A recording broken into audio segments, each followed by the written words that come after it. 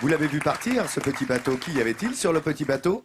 Notre ami Jean-Sébastien Petit-Demange, notre guide. Jean-Seb, tu es à bord de cette embarcation. Mais absolument, je fais des ronds dans l'eau, dans le port, parce que j'aime tellement ça, que c'est un vrai bonheur. Et puis du coup, on va partir jusqu'à Saint-Val-la-Hougue. On va descendre dans un site qui... moi j'aime bien parce qu'il y a une impression de quiétude quand on est dans ce Val de Serre. Il y a une sorte de bonhomie rurale. Saint-Val-la-Hougue, c'est à la fois un port de pêche doublé d'un port de plaisance, un gros village où il y a un microclimat qui favorise l'éclosion des mimosas. C'est aussi... Ça a été le port de débarquement des Anglais pendant la guerre de 100 ans. C'est le souvenir également d'une des plus grandes défaites de l'histoire maritime française, la bataille de la Hougue en 1692, qui a été pratiquement aussi dramatique que Trafalgar. En attendant, c'est là où on trouve une des meilleures huîtres du monde, direction Saint-Va. C'est un petit coin de paradis que connaissent bien vos papilles, car c'est ici, à Saint-Va-la-Hougue, dans cette baie entre terre et mer, qu'on élève les meilleures huîtres de France.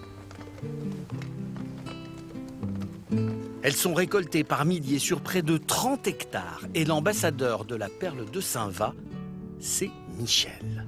Un ostréiculteur que connaissent bien tous les mangeurs d'huîtres de la région. Et l'explication de son succès commence à l'aurore.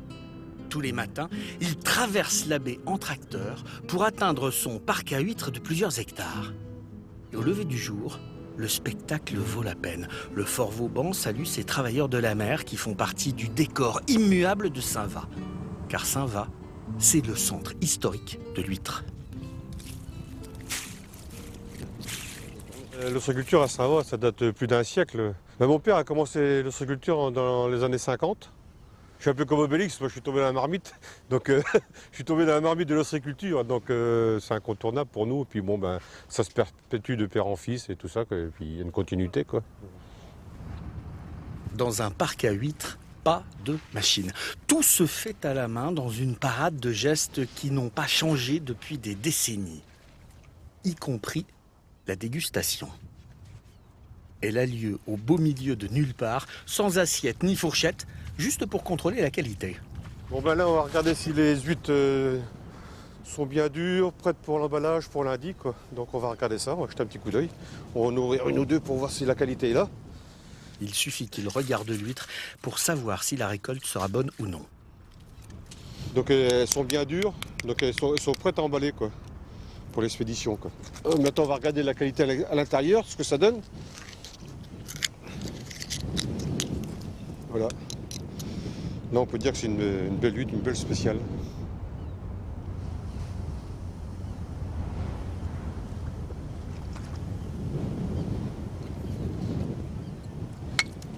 Un petit peu froide, c'est le matin, bon. Mais bon, on va confirmer. La réaction de l'ostréiculteur ne trompe pas. Michel est fier de ses huîtres. L'huître de Saint-Va est quand même bien connue, bien réputée pour sa douceur, sa longueur en bouche. Il y a un goût, c'est pas trop salé, pas trop fade, il reste du goût dedans, ça reste longtemps en bouche, quoi. Et pour Michel, le secret des huîtres françaises, c'est la diversité des terroirs sur lesquels elles sont cultivées. Donc moi je compare toujours les huîtres un peu au vin, parce qu'un pied de vigne dans une région et dans une autre région, ça fait deux vins totalement différents. Et la spécificité des huîtres sur la France, c'est ça. Il n'y a pas de mauvaises huîtres, toutes les huîtres sont bonnes, ça va peut-être meilleur, un petit peu je crois quand même, quoi. Saint-Va, c'est un décor presque surréaliste, tant son étendue semble infinie. Et le mirage se poursuit une fois revenu sur la terre ferme, ou plutôt entre deux mers, sur la digue qui sépare le port de Saint-Va de la furie de la Manche. Un passage incontournable pour les Saint-Vatais. Françoise et Bernard aiment venir ici, sentir la force du vent leur frapper les joues. Une sensation que seule la digue de Saint-Va peut offrir. Car ici, on est déjà en pleine mer. Il y a l'appel de la mer qui est pas loin et on a besoin de cet élément-là pour vivre au quotidien. On a besoin de sentir la mer pas loin, même si on est au boulot avec une vie stressante. À un moment ou à un autre, on fait le tour de Saint-Va, on va voir si la mer n'a pas bougé, si la Hougue est toujours au même endroit et la même lumière qui est là et et qui nous rappelle plein de choses quand on était petits. L'authenticité de Saint-Va, Françoise et son mari la cultivent dans leur boutique. Une épicerie totalement hors du temps, tenue par la famille de Françoise depuis la fin du 19e siècle. Avec ses enfants, elle représente les 5e et 6e générations de commerçants. Et les tâches dans la famille sont bien réparties. À Lucie, alias Pépette la fille, les fruits et les légumes. Voilà, je vous remercie. Au revoir, monsieur. Paul, le fils, c'est la cave et les dégustations avec les clients.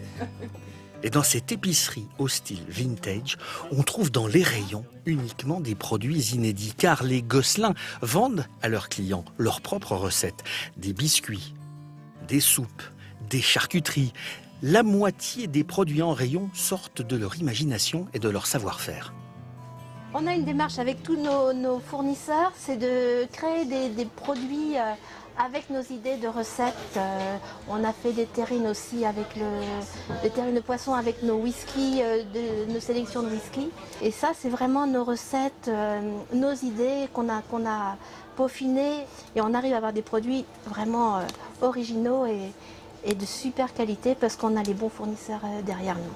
Et la clé de la maison, c'est la gentillesse avec les clients. Merci. Bon. Allez, à bientôt. Au revoir, madame. Si on n'a pas une convivialité, c'est perdre son temps, quoi. Je trouve que c'est important que les gens se sentent bien. Une convivialité à l'image de Saint-Va-la-Hougue, petit port de pêche qui rayonne du Cotentin au-delà des océans.